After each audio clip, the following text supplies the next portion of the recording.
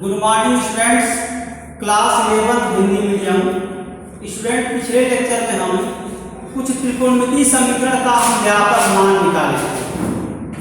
आज के लेक्चर में भी हम त्रिकोणमितीय समीकरण का व्यापक मान निकालेंगे।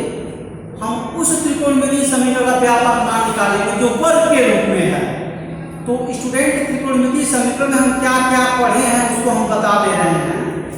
सबसे पहला जो हम टॉपिक पढ़े थे त्रिकोणमितीय समीकरण का, sine theta is equal to sine alpha.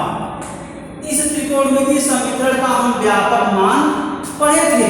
इसका मान होता है theta is equal to n pi plus minus 1 dash to n alpha होता है। ये मान आप लोग याद रखेंगे। और इस पर बेस्ड एक प्रॉब्लम हम सॉल्व करवाए थे। वो कौन सा प्रॉब्लम है? Sine theta is equal to 0। इस त्रिकोणमितीय समीकरण का व्यापक मान theta is equal to n pi such that n belongs to integer. ये हम मान निकलवाए थे स्टूडेंट। इस फार्मूला का इस्तेमाल करके sine theta is equal to 0 त्रिकोणमितीय समीकरण का हम व्यापक मान निकाले थे। और एक और त्रिकोणमितीय समीकरण है, उसका भी हम व्यापक मान निकाले थे। वो ये था cos theta is equal to cos alpha. ये त्रिकोणमितीय समीकरण है, इसका व्यापक मान भी हम पढ़ाए थे student. Theta is equal to 2n pi plus minus alpha. इस पर भी बेस्ड प्रॉब्लम हम सॉल्व किए थे। यानी इस पर जो बेस्ड प्रॉब्लम है स्टूडेंट्स वो क्या है? वो cos theta is equal to 0 degree है। सॉरी, ये 0 cos थीटा इक्वल टू 0, इसका व्यापक मान हम पढ़े थे। क्या मान था इसका? इसको जब सॉल्व किए थे आया था theta equal to 2n pi plus minus pi by 2। इसको सॉल्व किए थे स्टूडेंट, आया था 4n प्लस 1 पाई बाई 2 आया था। 4n plus minus 1 into pi by 2 theta का मान ये स्टूडेंट्स आया था। ठीक है ना? ये आया था स्टूडेंट। इस तरीके से मान निकाले थे। और क्या त्रिकोणमितीय समीकरण पढ़े थे? तीसरा जो त्रिकोणमितीय समीकरण स्टूडेंट पढ़े थे वो tan theta is equal to tan alpha. इस त्रिकोणमितीय समीकरण का व्यापक मान पढ़ाए थे हम। Theta is equal to n pi plus alpha बताया गया था स्टूडेंट्स। इतना जो है आप पढ़ चुके हैं। sin theta is equal to sin alpha पहला त्रिकोणमितीय समीकरण, cos theta is equal to cos alpha दूसरा त्रिकोणमितीय समीकरण, tan theta is equal to tan alpha तीसरा त्रिकोणमितीय समीकरण। यह तीन त्रिकोणमितीय समीकरण है स्टूडेंट। इन तीनों त्रिकोणमितीय समीकरण को हम डिराइव कर दिए थे, यानी इनके हम व्यापक मान निकाल दिए थे और इस पर आधारित एक एक प्रॉब्लम हम पढ़ चुके थे। ठीक है स्टूडेंट? आज के लेक्चर में हम बताएंगे कि त्रिकोणमितीय समीकरण का मान ज्ञात करिए जो वर्ग के रूप में हो। त्रिकोणमितीय समीकरण के मान ज्ञात करिए जो वर्ग के रूप में हो। आज का लेक्चर यहीं से स्टार्ट होता है स्टूडेंट्स।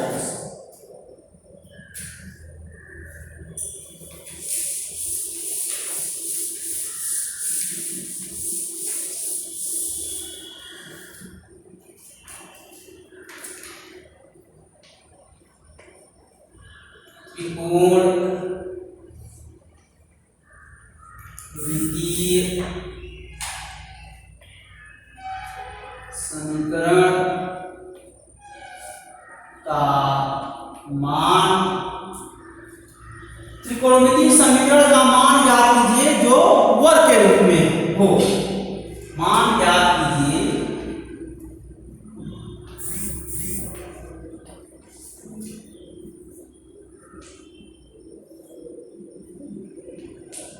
जो वर्ग के रूप में हो। वर्ग के रूप में हो, अर्थात sine square theta is equal to sine square alpha. ये देखिए student, sine square theta is equal to sine square alpha. यह त्रिकोणमितीय समीकरण वर्ग के रूप में है। मतलब इस त्रिकोणमितीय समीकरण का लेफ्ट हैंड साइड और राइट हैंड साइड दोनों साइड का ये वर्ग है। अब इसी त्रिकोणमितीय समीकरण का आपको मान ज्ञात करना है, व्यापक मान ज्ञात करना है। तो चलिए स्टूडेंट इसको सॉल्व किया जाए। सॉल्व। सबसे पहले स्टूडेंट जो प्रॉब्लम में दिया जाता है उसको लिखते हैं। तो लिखिए दिया है, दिया है sine square theta equal to sine square alpha, equation number first. ये वर्ग के रूप में त्रिकोणमितीय समीकरण दिया है। अब इस त्रिकोणमितीय समीकरण का व्यापक मान निकालना है।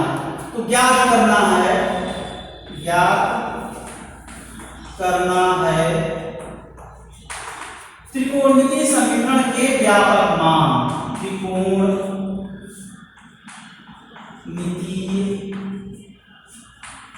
समीकरण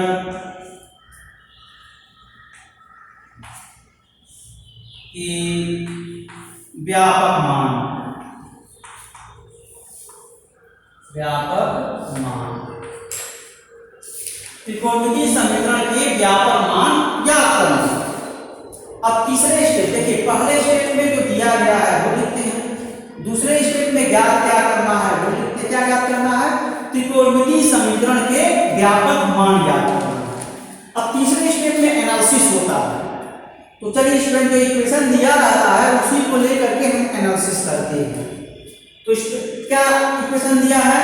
sign square theta equal to sine square alpha, ये इक्वेशन नंबर फर्स्ट है। इसी से हम एनालिसिस करेंगे। तो कैसे करेंगे? हम इस इक्वेशन में हम 2 से मल्टीप्लाई कर देते हैं।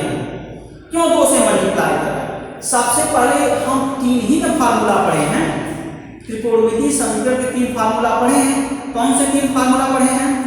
एक sine theta is equal to sine alpha, ये एक फार्मूला पढ़े हैं। एक cos theta is equal to cos alpha, एक दूसरा फार्मूला पढ़े हैं। एक tan theta is equal to tan alpha, एक तीसरा फार्मूला पढ़े हैं। तो जो आप देख रहे हैं sin square theta is equal to sin square alpha, इसको sin theta is equal to sin alpha में इसको कन्वर्ट कर दीजिए स्टूडेंट। जब कन्वर्ट करेंगे तो फार्मूला इस्तेमाल करके हम इस त्रिकोणमितीय समीकरण का हम व्यापक मान निकाल देंगे। चलिए स्टूडेंट, इसी वजह से मैं 2 से मल्टीप्लाई कर रहा हूं। तो यहां लिख लीजिए समीकरण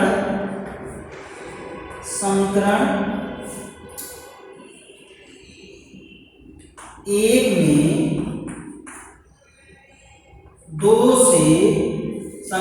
में 2 से गुणा करने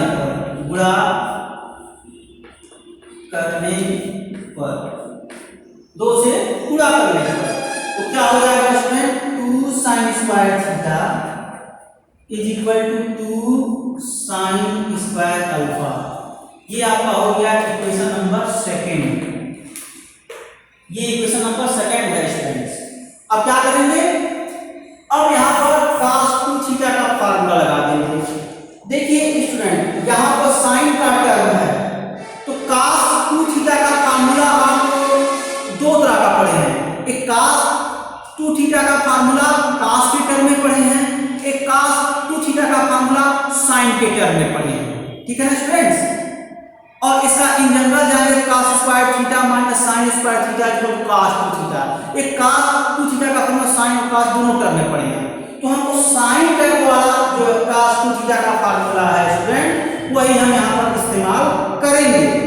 चलिए इस्तेमाल किया जाए। तो पहले फार्मूला लिखिए, क्या होता है? cos 2 थीटा बराबर होता है student 1 minus 2 sin square theta. ठीक है ना स्टूडेंट्स? यहीं से हम 2 sin स्क्वायर थीटा का मान जरा कैलकुलेट कर लीजिए। तो 2 sin square theta is equal to 1 minus cos 2 theta हो जाएगा। ये आप जानते हैं, इसी फार्मूले का इस्तेमाल हम यहाँ कर दें।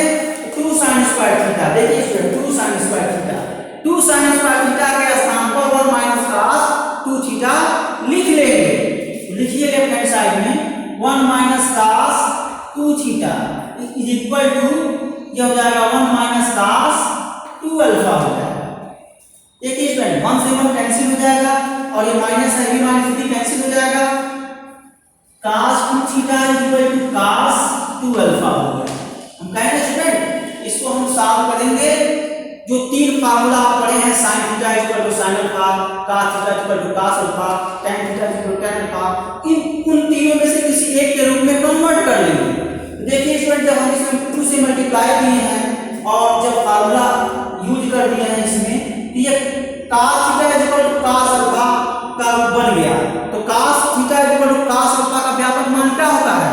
Theta is equal to 2n pi plus minus alpha. ये हम जानते हैं, ये हम प्रूव करवाए थे।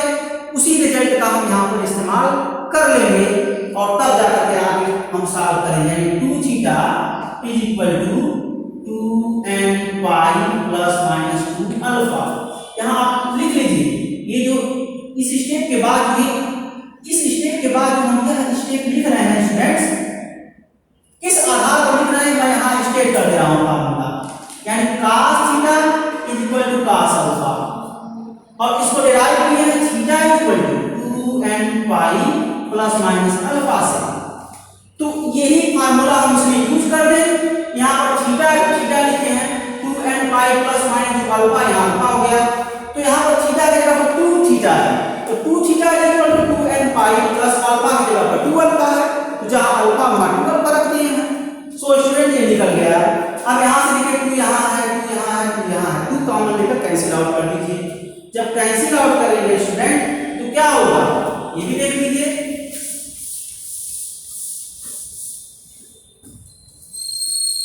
ये हो जाएगा theta equal to n pi plus minus alpha. ठीक है स्टूडेंट, ये इक्वेशन नंबर 3 हो गया। यही आंसर हो जाएगा। रिजल्ट में क्या लिखेंगे? रिजल्ट में हम लिखेंगे कि theta equal to n pi plus minus alpha व्यापक मान है, व्यापक मान है त्रिकोणमितीय समीकरण,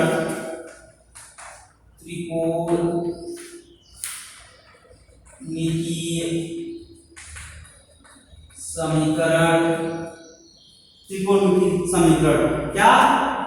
sign square theta equal to sine square alpha. Student इस त्रिकोणमितीय समीकरण का व्यापक मान ये है, theta equal to n pi plus minus alpha.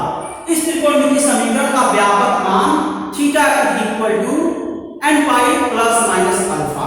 इसको आप याद रखिए, इस पर बेस्ड प्रॉब्लम हम सॉल्व कराएंगे। आज के लिए स्टूडेंट इतना ही। कल के लेक्चर में कुछ और त्रिकोणमितीय समीकरण पर हम व्यापक मान सॉल्व करवाएंगे। Okay student, thanks.